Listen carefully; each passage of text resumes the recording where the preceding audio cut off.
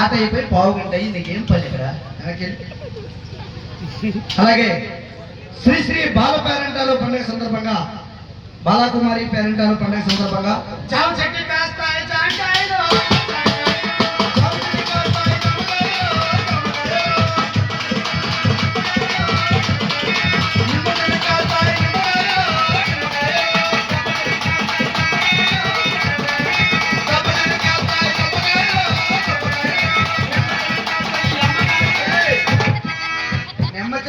నిమ్మకాయలు అమ్మకాయలు ఏంటి ఈ పాజిటివ్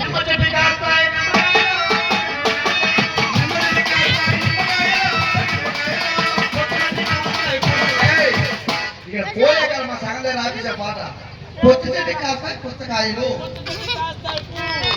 పుచ్చకాయలు వారే పోయే కాలం నీకు పుచ్చకాయలు పుచ్చకాయలే పొచ్చ చెట్టు కాస్తాయి పుచ్చకాయలు పుల్లలో చూసుకుంటారా బీపీ ఇక్కడ భద్రైపోయింది ఏరా ఈసారి మధ్యగా నీకు పొగులు తీశారు బాలకుమారి పేరెంటాలు పండుగ సందర్భంగా మరి అవకాశాన్ని ఇచ్చినటువంటి తూటుపురం గ్రామ పెద్దలు గ్రామ ప్రజలు గ్రామస్తులు అలాగే మరి ఈ జాతరకు మమ్మల్ని ఆహ్వానించినటువంటి మరి రెండవసారి ఇక్కడ ప్రోగ్రాం చేయడం మాకు మరి సొంత గ్రామైనటువంటి మకరాంపురం గ్రామంలో మరి సాయిబాబా గుడి వద్ద మన అన్నయ్య గారు రమణ గారు అతని ఆధ్వర్యంలో మేము చాలాసార్లు ప్రోగ్రాం చేశాం. అతని ఆధ్వర్యంలో మళ్ళీ ఇక్కడ కూడా మరి అవకాశం ఇచ్చినందుకు మరి రమణయ్య గారికి తూటుపురం గ్రామ ప్రజలకు పెద్దలకు అలాగే ఇక్కడికి విచ్చేసినటువంటి భక్తులందరికీ పేరు పేరున హృదయపూర్వక నమస్కారం తెలియజేసుకుంటూ మరి అవకాశాన్ని ఇచ్చేందుకు మీ అందరికీ ధన్యవాదాలు. మీరు సిద్ధంగా ఉంటే మీ అందరి కోసం పెళ్లి చేసుకుంటావు ఇక్కడ నువ్వు చేసుకుంటావు వంటల ఏరియా మట్టి ఏరియా మామూలు ఏరియా ఉండదు. పెళ్లి అంటే అక్కడే పెళ్లి చేసుకుంటారు. అలాగే ఈ పెళ్లి సన్నివేశం చాలా బాగుంటుంది. ఒక్క నిమిషం ఈ పెళ్లి ఒక్క నిమిషం అలాగే ఈ చక్కని కార్యక్రమానికి మరి ఈ జాతర మహోత్సవానికి లైటింగ్ అండ్ సౌండ్ సిస్టమ్ అందించారండి బొమ్మలు డీజే తూటుపురం గ్రామం బొమ్మలు డీజే వారు చక్కటి సౌండింగ్ లైటింగ్ అందించారు కూడా మా టీం తరపున ధన్యవాదాలు తెలియజేసుకున్నాం. మరి ఈ అవకాశాన్ని ఇచ్చినటువంటి తూటుపురం గ్రామ ప్రజలందరికీ పేరు పేరున హృదయపూర్వక ధన్యవాదాలు. థ్యాంక్ యూ అన్నయ్య. చాలా బాగుంది, బాగానే చెప్పావు.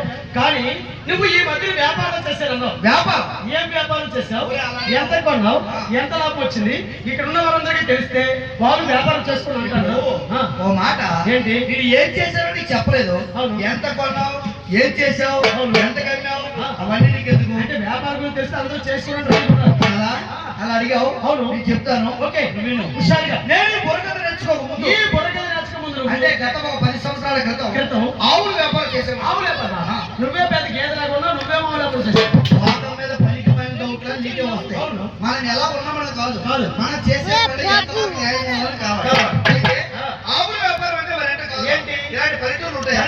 అంటే ఇలాంటి పల్లెటూరులో మంచి పాలు ఇచ్చే ఆవుల్ని అమ్మడం కొనడమే వ్యాపారం. మంచి వ్యాపారం చేస్తే వ్యాపారంలో చాలా లాభాలు వచ్చాయి. చాలా ఆవులు కొన్నావు, చాలా ఆవులు అమ్మావు. వ్యాపారం బాగా కొనసాగుతున్న టైంలో మహమ్మారి కరోనా వచ్చింది. అంతా మన రాష్ట్రానికే వచ్చింది. వస్తే మాత్రం ఆ కరోనా వచ్చి ప్రాణాలే పోతే ఇక వ్యాపారం ఎక్కడుంటది? వ్యాపారం అంతా లాస్ అయిపోయి వ్యాపారం అంతా లాస్ అయిపోయి ఆవులన్నీ అమ్మేసి చివరిగా మంచి పాలిచ్చే 2 ఆవులు మా ఇంటి దగ్గర వచ్చావు. మా ఇంటి దగ్గర చిన్నపిల్లలు వాళ్ళకి పాలు ఉపయోగపడతాయి. మంచి పాలిచ్చే 2 ఆవులు ఉంచారు. ఏమైనా పాలిస్తున్నాయా? ఆ 2 ఆవులు కూడా చాలా పుష్కలంగా పాలిస్తున్నాయి. అందులో మొదటిది నాటావు, రెండోది నిర్జీవం. ఈ 2 ఆవులు మొదటిది నాటావు రోజుకి 4 లీటర్ల పాలిస్తుంది. 4 లీటర్ల పాలిస్తుంది. ఈ 4 లీటర్ల పాలు ఏం చేస్తావు? ఈ 4 లీటర్ల పాలు 2 లీటర్ల పాలు నేను తాగడానికి పెట్టుకొని 2 లీటర్ల పాలు పాల కేంద్రానికి ఇస్తాం. ఎవరు ఇస్తారు? మా ఆవిడ ఇస్తుంది. మీ ఆవిడ 2 లీటర్లు ఇస్తుంది. 2 లీటర్లు ఇస్తుంది. ఈ ఆవిడ 2 లీటర్లు ఇస్తుంది. ఏం చెప్పారు? ఏమన్నా తేడా మాట్లాడే పక్కన పెట్టు. తేడా మాట్లాడే తప్పుల్లో తుడిపోతాం. జాగ్రత్తగా రోజుకి 6 లీటర్లే నానా పుల్లి 6 లీటర్ల పాలిస్తుంది. ఏం చేస్తాం? ఈ 6 లీటర్ల పాలు మళ్ళీ 2 లీటర్ల పాలు 2 లీటర్ల పాలు మేమే తాగడానికి పెట్టుకొని 4 లీటర్ల పాలు 4 లీటర్ల పాలు అనేవి మరి వాళ్ళకందరికి వాళ్ళకందరికి ఇస్తాం. ఇస్తాం. ఎవరు ఇస్తారు? మా అమ్మగారు ఇస్తారు. మీ అమ్మ ఎన్ని లీటర్లు ఇస్తుంది? 4 లీటర్లు